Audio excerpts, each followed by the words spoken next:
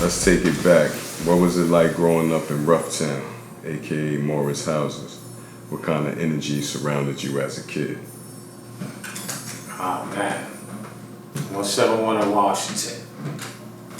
You know, the energy over there was like, you know, you had your everyday living, you know, you in the projects.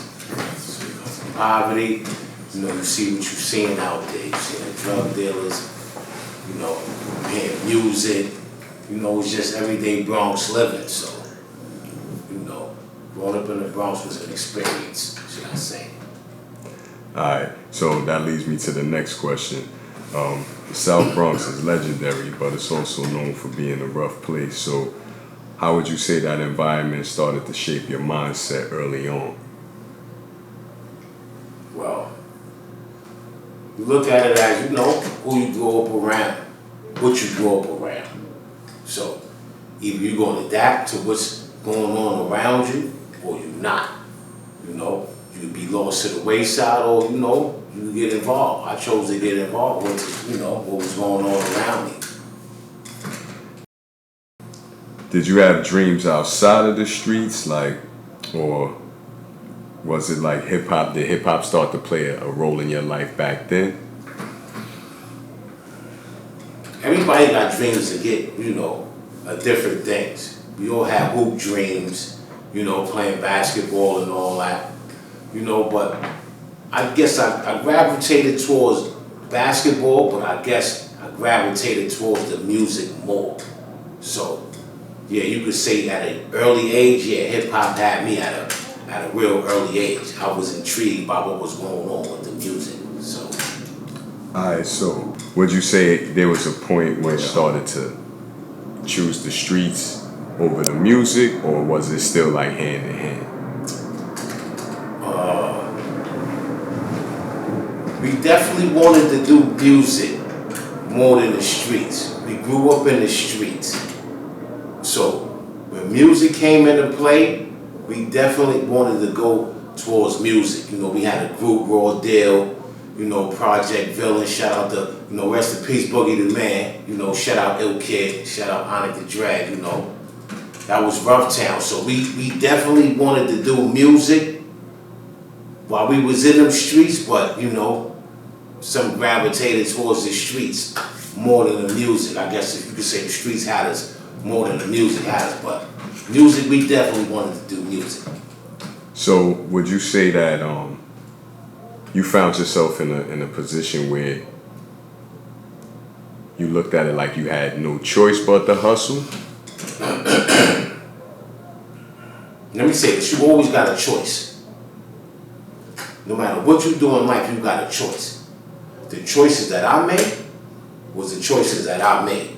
But if I could do it again, I would definitely choose music over the streets, but I was just in the streets. So was your mentality back then just about getting money, or did you feel like I'm getting money to build something bigger? It's crazy that you asked that, because when we was going out of town and we was hustling, we was hustling to put into the music. So at one point in time, we was hustling to, you know, to get fresh. That was the thing to do and all that. But then when we started taking this music thing seriously, we was hustling more to put into the music. Alright, so from, let's say, the opinion of some people, you and the people that you grew up with had a certain type of reputation in Roughtown. So how did that come together where, you know, in the projects everybody is friends, but then you got certain people, when you see them, you know he with him and y'all more of a crew. So how did that come about? Well, you know, from my section, you know, Roughtown being 500, 1480, 1460, 8150, 165. We grew up. Those are sandbox dudes, so we always had a strong hold and we always stuck together. So when you saw one, you saw the other. When you saw us, then you know what was going on. that's just us. That's just the heart of the rough town, you know. Them buildings right there in the projects. So yeah. So what would you say made that crew different, like from what else was going on, whether it's on Webster, going on 169th down the block, like what made that rough town situation different? Well, we wasn't even no crew. This just the bros, like, you know, we grew up with each other. Everybody that we considered that was rough town, we all knew each other, mothers and fathers and brothers and sisters and all that. So back then, we wasn't no crew. It's just that at that point in time, rest in peace to Sean Newton, my boy Lucky. When we looked out his window and we saw how the projects was at that point in time, it was like February, it was cold, it was free, it just looked rough. So that's how 171 in Washington got that name. We called it the rough town from right then and there. Because it just looked rough in that winter time, in that point in time. So, yeah, but we wasn't no crew though. We just old bros, you know, dudes that's still here right now as grown men, you know. So when would you say was a moment where everything changed, where like you definitely switched over and knew, all right, I might like the music and everything else, but now that this happened, this is what we doing? Well, I'll say it like this. When people started taking notice to us that we was nice, and we started moving around, you know, jumping in these labels, going from label to label, you know, at this time we was messing with a dude and all that, you know, he was putting us in proper positions and all that. So when we was going to them labels, this is when we knew that, yo, listen, we got something here, you know. But it's that era, it's that golden era, so, you know, you had to be original. We was original, but at the same time, you know, we ain't come with no gimmicks, and we was just trying to tell our part of the story for our section of the Bronx. So, you know, but things happen, so then things shift, so, you know, we gotta, you know, the tides turn, should I say, bro? So let's talk about the tides turning. So the day that you actually, you know, things change for you from the hustling to you actually becoming incarcerated. So the day you got arrested, what was running through your mind? Or did you see it right then and there as like, this is it? Or you still saw some daylight and was like, yo, I'm gonna just go through the process and see where we at? Well, say it like this. I'm out there doing what I'm doing, thinking that was the way to feed my son at that point in time. Bad decision. So, when I get jammed, it's like, you know, when you sit down for a period of time and you start to reflect on the things that you were doing, that's when you know, okay, listen, I was out doing some bullshit. So now you're going to do one or two things. You're going to hold it down, you're going to stay strong, you're going to stay firm, stand firm when you're, you know, sitting on that rock and all that, and you're going to go through it, or you're going to fall. I chose to stand firm, and then, you know, you need a good family support system. That's number one. Because without that, that time's going to be hard. So, I happen to have a good family support system, so they let me know, listen, you go do what you got to do, we still going to be here when you touch back down. So, you know, you gotta go do what you gotta go do. You gotta face the consequences of your actions.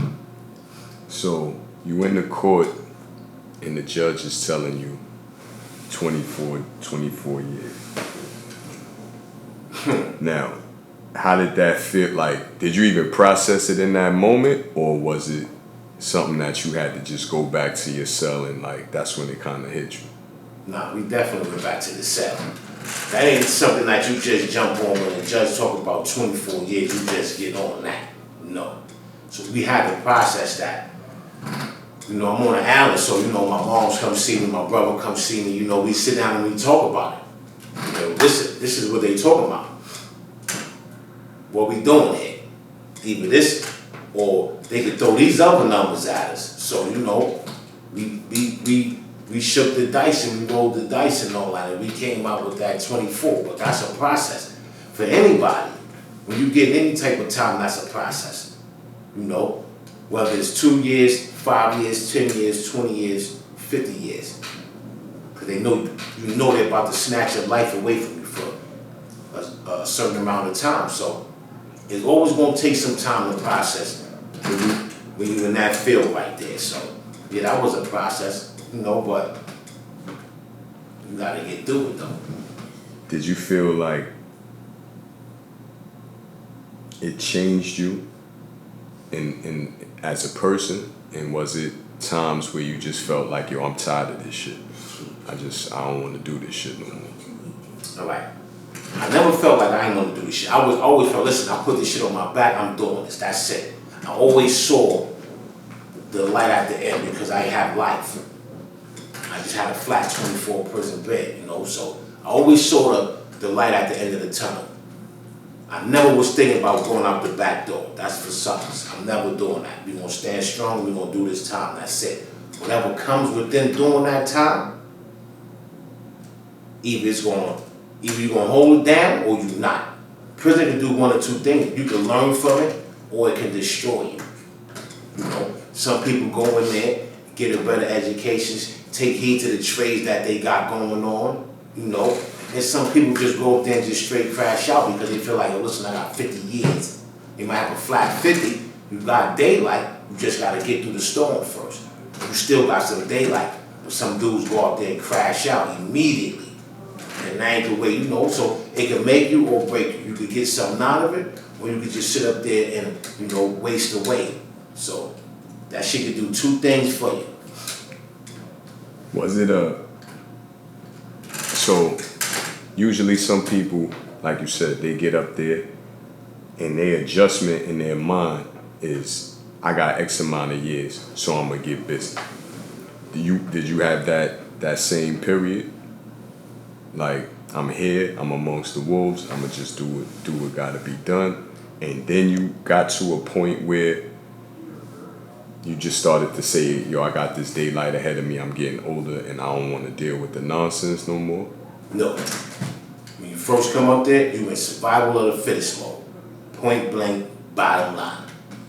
Get up there, either, especially when you're doing a lot of time.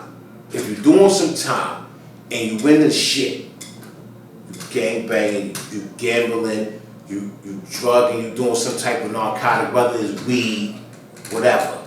If you're doing that, that means you're getting in the midst of the prison system. You're getting into the gritty of the prison system. Now you can come up there with a flat 25 and move through the system like a ghost, but they say you institutionalized, so to speak. But at the same time, that person that's coming up there to mind his business, he's also in survival of the fittest mode because he know either I'm gonna walk around like a sheep and these wolves gonna be on me, or I gotta walk around with some type of, you know, pride and dignity, like, yo, listen, I'm willing to fight for what's mine, you know, but you know, it's survival of the fittest. As soon as you walk through the door, you gotta have that mentality. Even though you don't wanna be on it like that, but you still gotta have that mentality. It's survival of the fittest, no matter what. You in prison, that's prison. Not just from the dudes that's wearing greens, but from the people that's wearing blues as well. So when you get in that system, it's survival of the fittest off the rip. So would you say there was a certain year where you was like, I'm so focused on going home that I gotta try to maneuver different, or or was it like, if I'm banging, I gotta bang until that 24th year is over? No.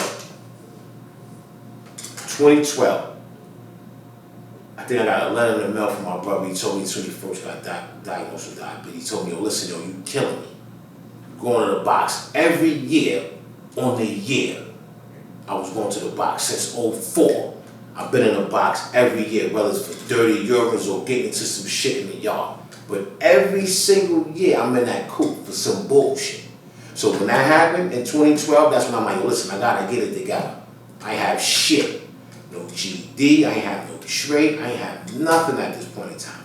I'm just upstate and I'm wild. I'm like, fuck, I got 24 years. So 2012 when I came, that's when it kind of clicked for me. I'm like, yo, damn, it's 2012. I know I see y'all in 2023, but it's 2012. I gotta start getting some shit on my belt. So right then and there, that's when it clicked for me, like 2012. So when it clicked, I started taking care of little shit. Get my GED, get a trade, you know what I'm saying? Let me stay out the way for a little bit. You know what I'm saying? Let me chill from the box and all that for a little bit. And plus I'm getting older. And plus I've been moving through this system so long at that point in time already, you know, certain jails I go to, somebody may know me, niggas may know a nigga. So, you know, I'm stamped. I'm certified. So as I'm going through, you know, when you get older, that's when you want to be like, yo, listen, let me chill, like, let these other niggas have this, you know. So my point was like 2012. So when it came to music, when you was in there, did you continue with the music, or was it something where you said, look, that's part of the outside, so I'm gonna sit that down until I get back out?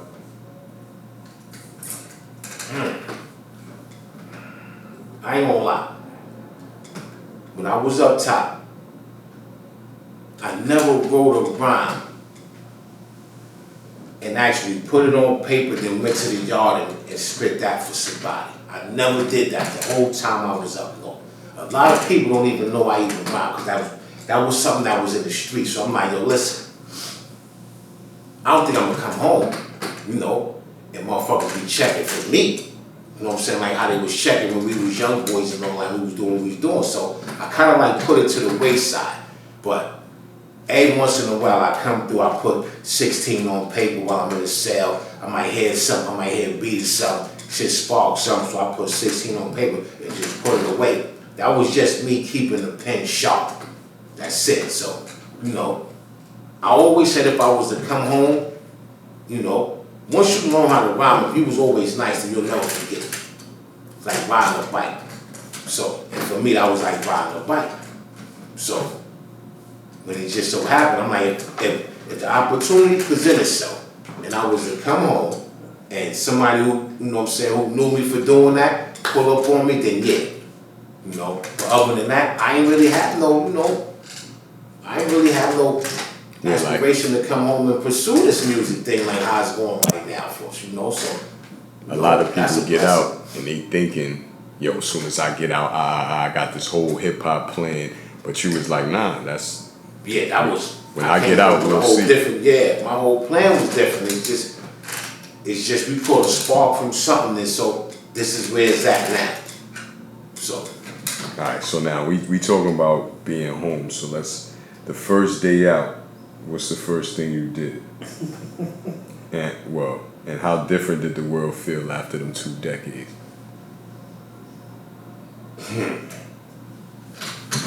First thing I did when I came home, let me see. So I relocated. So I got released from Wyoming, so I was up top. So I came home with my lady. Shout out to my lady Sue. You know, she picked me up. You know, we went to the crib. You know, matter of fact, I had to go see my PO because I was so close.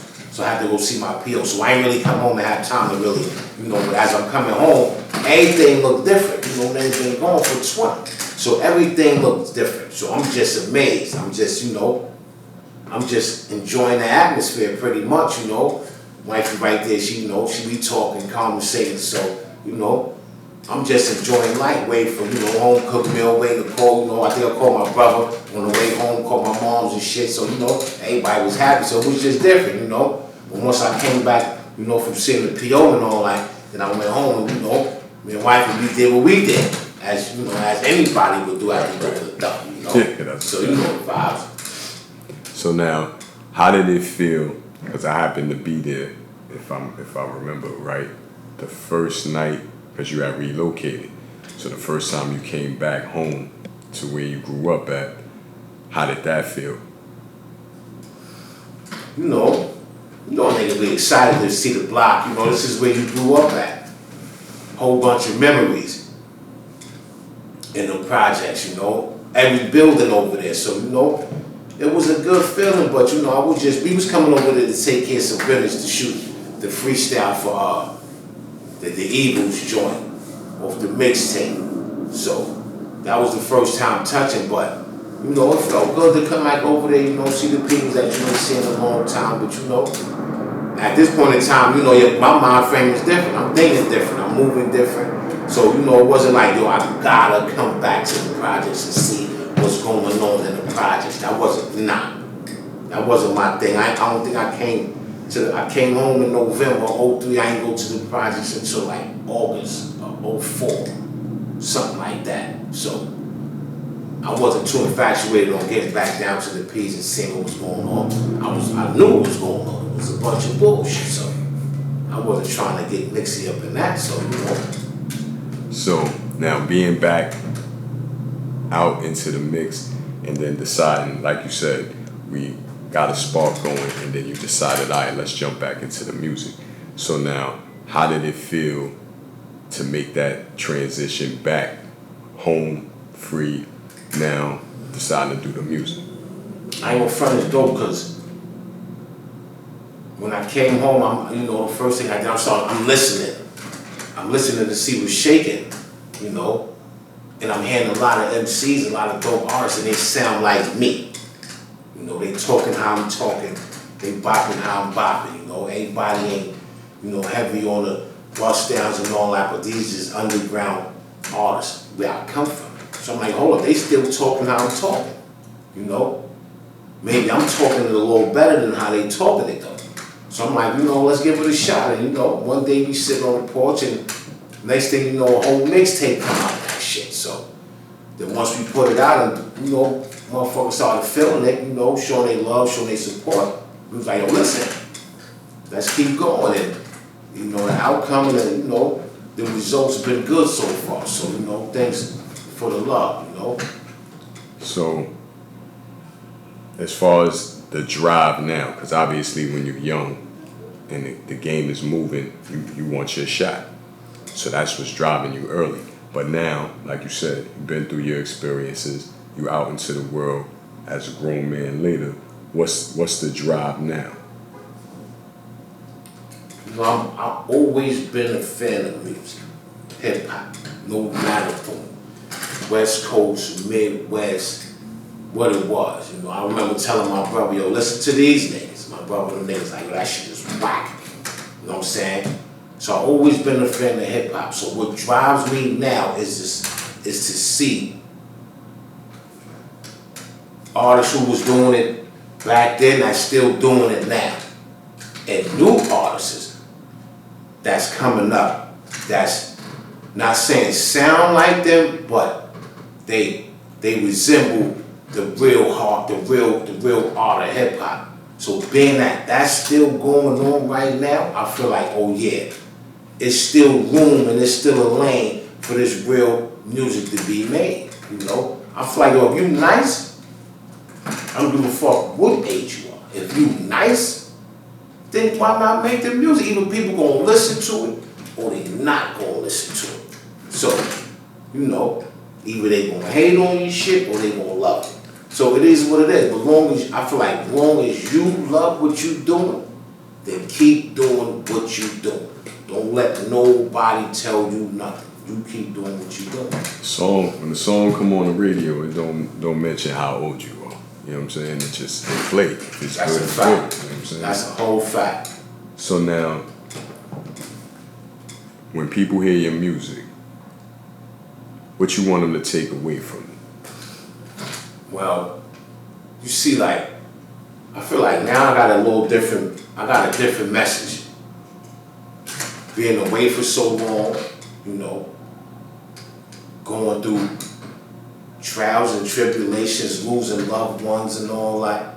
So now, and seeing what's going on out here right now, like the young boys is wild. I see that. They used to come up top. I used to see them and ask them. I always used to ask these brothers, what's going on out there? And they giving me their spill. How it's crazy out here in every borough. Even the dudes from upstate New York, it's crazy in their section, in their town.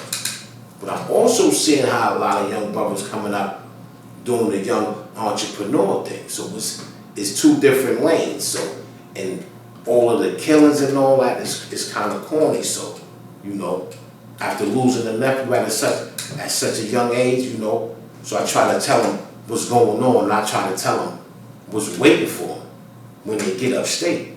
As long as they keep spinning how they spin it. What's waiting for you upstate is pretty much the same as waiting for you in the streets. The same way that they killing out here in the streets, they dying up there too. So it's like, pick your poison where you want to die at. In the streets, or you want to die upstate.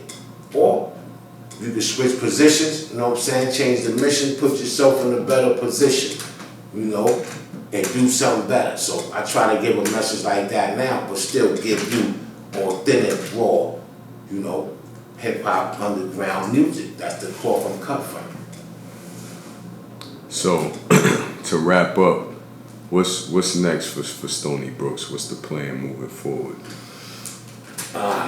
What's next, man? What's next for Stoney Brooks is, man, we got an EP coming, you know. We got the mixtape out, New York State of Mind. If you ain't got that, go get that. You know, we got the single out with my homies called. That's on all platforms. Go check for that. And you know, we getting up for this the next single. You know, New York Energy. That's on the way. Check for that. You know, we got a bunch of freestyles coming out.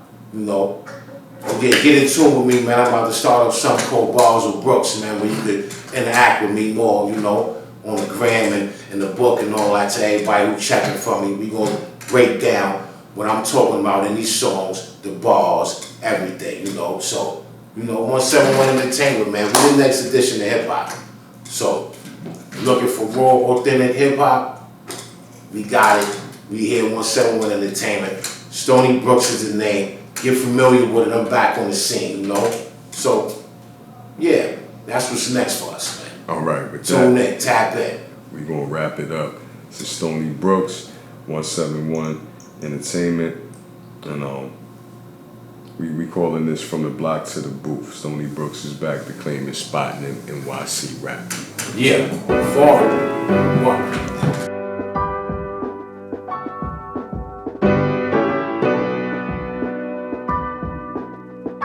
Only the real could relate to this shit. And that's a fact.